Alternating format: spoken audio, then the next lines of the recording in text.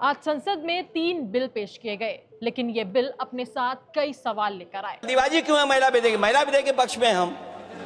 आप जनगणना क्यों नहीं कराना चाहते? मैं आज अपील करने आया हूं आपके पास कि इसको राजनीति के तराजू से मत तोलिए। सवाल ये कि लोकसभा सीटें 850 होने से विपक्ष इतना बेचैन क्यों है? जनगणना होगी तो हम आरक्षण मांगेंगे, अखिलेश जी, इसीलिए आप लोग धोखा देकर के आना चाहते हैं। क्या वाकई बीजेपी को इसका फायदा होगा या दक्षिण के राज्यों का वर्चस्व कम हो जाएगा? सवाल ये भी कि सरकार ने इसे जानबूझकर सेंसस और डिलिमिटेशन से जोड़कर टालने की कोशिश की है। तो चलिए इस वीडियो में समझते हैं कि महिला आरक्षण बिल से किसे नुकसान और किसे कितना फायदा होगा और 850 सीटों का आखिर माजरा क्या है। नमस्कार, मेरा नाम है गजल शर्मा और आप देख रहे हैं IBC 24 डिजिटल। सबसे पहले थोड़ा पीछे चलते हैं, यानी कि 1952 में जब देश में पहला लोकसभा चुनाव हुआ था। तब 489 सीटें थी और आबादी करीब 36 करोड़। आज आबादी 140 करोड़ के पार पहुंच चुकी है, लेकिन पिछले 50 साल से लोकसभा की सीटें 543 पर ही अटकी हुई है। मतलब साफ है, जनसंख्या बढ़ती गई लेकिन प्रतिनिधित्व उसी हिसाब से नहीं बढ़ा। अब सरकार एक साथ 3 बड़े बदलाव करना चाहती है। पहला, लोकसभा सीटें बढ़ाकर 850 करना। दूसरा, पूरे देश का नया चुनावी नक्शा बनाना यानी परिसीमन। और तीसरा, 2023 में पास हुए महिला आरक्षण कानून को जमीन पर लागू करना। सबसे बड़ा सवाल ये है कि जब महिला आरक्षण कानून 2023 में ही पास हो गया था, तो फिर अब नए बिल लाने की जरूरत क्यों पड़ी? असल में 2023 में जो कानून बना था उसमें एक बड़ी शर्त रखी गई थी। महिला आरक्षण तभी लागू होगा जब नई जनगणना होगी और उसके बाद परिसीमन होगा। अब दिक्कत ये है कि जनगणना में देरी हो रही है। अगर उसी का इंतजार किया गया तो महिला आरक्षण 2034 तक टल सकता है।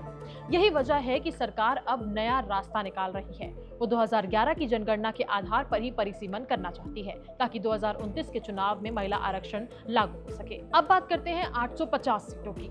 आज एक सांसद लगभग 25 लाख लोगों का प्रतिनिधित्व करता है, जबकि पहले ये आंकड़ा करीब 10 लाख था। ऐसे में सीटें बढ़ाने की जरूरत तो समझ आती है, लेकिन इसके पीछे एक और राजनीति भी देखी जा रही है। अभी लोकसभा में सिर्फ 74 महिला सांसद हैं, यानी करीब 13.6%। अगर 543 सीटों पर ही 33% आरक्षण लागू होता है तो करीब 181 सीटें महिलाओं के लिए रिजर्व हो जाती हैं। इससे कई मौजूदा पुरुष सांसदों की सीट कट सकती थी और पार्टियों के अंदर बगावत हो सकती थी। लेकिन अगर सीटें बढ़ाकर 850 कर दी जाएं, तो नई सीटों में ही महिलाओं को एडजस्ट किया जा सकता है, यानी मौजूदा सांसदों पर सीधा असर कम पड़ेगा। अब आते हैं सबसे विवादित मुद्दे पर, यानी कि परिसीमन या फिर डिलिमिटेशन। परिसीमन का मतलब होता है जनसंख्या के हिसाब से सीटों का बंटवारा, और यहीं से दक्षिण बनाम उत्तर की बहस शुरू हो जाती है। दक्षिण के राज्यों का कहना है कि उन्होंने सालों से जनसंख्या को कंट्रोल किया, परिवार नियोजन अपनाया, लेकिन अगर अब सीटें सिर्फ जनसंख्या के आधार पर बढ़ेंगी तो उत्तर भारत के राज्यों को ज्यादा फायदा मिलेगा। आंकड़ों से समझें तो उत्तर भारत की हिस्सेदारी 38% से बढ़कर 43% तक जा सकती है। वहीं दक्षिण भारत की हिस्सेदारी 24% से घटकर 20% तक आ सकती है। यही वजह है कि दक्षिण के राज्यों में डर है कि उनका राजनीतिक प्रभाव कम हो जाएगा। विपक्ष भी यहीं से सरकार पर हमला कर रहा है। विपक्ष का कहना है कि ये पूरा मामला सिर्फ महिला आरक्षण नहीं बल्कि सीटों की राजनीति का भी है। उनका आरोप है कि सरकार ने जानबूझकर इस बिल को सेंसस और डिलिमिटेशन से जोड़कर डिले किया, ताकि सही समय पर इसे राजनीतिक फायदा लेने के लिए इस्तेमाल किया जा सके। कुछ विश्लेषक ये भी कह रहे हैं कि चुनाव से ठीक पहले इस मुद्दे को उठाना महिला वोटर्स को साधने की रणनीति हो सकती है। अगर महिलाओं के वोटों में थोड़ा सा भी बदलाव आता है तो करीबी मुकाबलों में नतीजे बदल सकते हैं।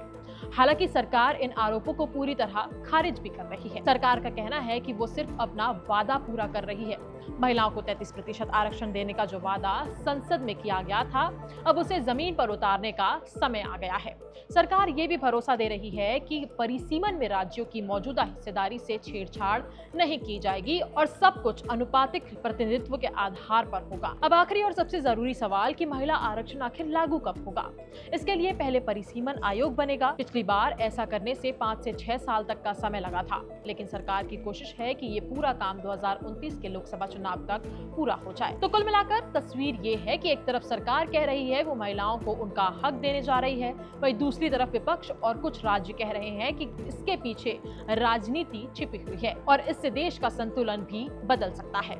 अब देखना ये होगा कि ये बिल संसद में कितनी आसानी से पास होता है और असल में देश की राजनीति और महिलाओं की भागीदारी को कितना बदलता है, क्योंकि सवाल सिर्फ सीटों का नहीं है, सवाल है सत्ता के संतुलन का और उस हिस्सेदारी का जो आने वाले सालों में देश की दिशा तय करेगी।